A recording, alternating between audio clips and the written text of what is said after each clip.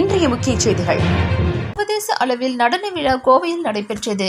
மாணவர்கள் தங்கள் திறமைகளை வெளிப்படுத்தும் வாய்ப்பாக குளோபல் ஆர்ட்ஸ் அகாடமி ஒவ்வொரு ஆண்டும் பல்வேறு நாடுகளில் நடன விழாக்களை நடத்துகிறது.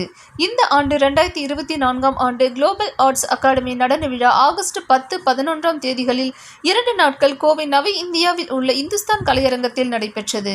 இது குறித்து குளோபல் ஆர்ட்ஸ் அகாடமி UK இயக்குநர்கள் செல்லத்துரை பிரதீப் குமார், ஸ்ரீதேவி பிரசாத் ஆகியோர் செய்தியாளர்களுக்கு பேட்டியளித்தனர்.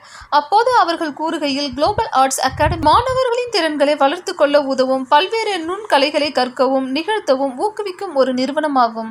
இது உலகெங்கிலும் உள்ள பல்வேறு பள்ளிகள் மற்றும் நிறுவனங்கள் மூலம் மாணவர்களுக்காக நடனம், இசை மற்றும் பிற நுண்கலைகளில் வழக்கமான படிப்புகளை நடத்துகிறது. குளோபல் ஆர்ட்ஸ் அகாடமி அமெரிக்காவின் புகழ்பெற்ற அமெரிக்க முத்தமிழ் பல்கலைக்கழகம் மற்றும் டாக்டர் ஜெயலலிதா இசை மற்றும் நுண்கலை பல்கலைக்கழகம் இந்தியா ஆகியவற்றுடன் இணைக்கப்பட்டுள்ளது. இதன் மூலம் மாணவர்கள் சான்றளிக்கப்பட்ட பட்டப்படிப்புகளுடன் அங்கீகரிக்கப்படுகிறார்கள்.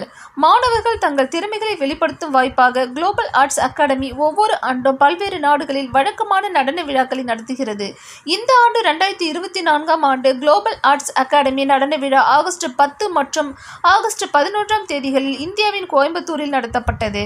இவ்விழாவில் அந்தந்த பாடப்பிரிவுகளை வெற்றிகரமாக முடித்த 200க்கும் மேற்பட்ட மாணவர்களின் பட்டமளிப்பு விழாவும், இத்திட்டத்தில் பங்கேற்ற 70க்கும் மேற்பட்ட ஆசிரியர்களும் கௌரவிக்கப்பட்டனர். இந்தியாவின் பல்வேறு பகுதிகளில் இருந்தும் America, Australia, Switzerland, Oman, Qatar போன்ற உலகின் பிற பகுதிகளில் இருந்தும் பங்கேற்ற 500க்கும் மேற்பட்ட மாணவர்களின் திறமையான நடிப்பை வெளிப்படுத்தும் வகையில் சர்வதேச அளவில் நடன விழா சிறப்பாக நடைபெற்றது என தெரிவித்தார்.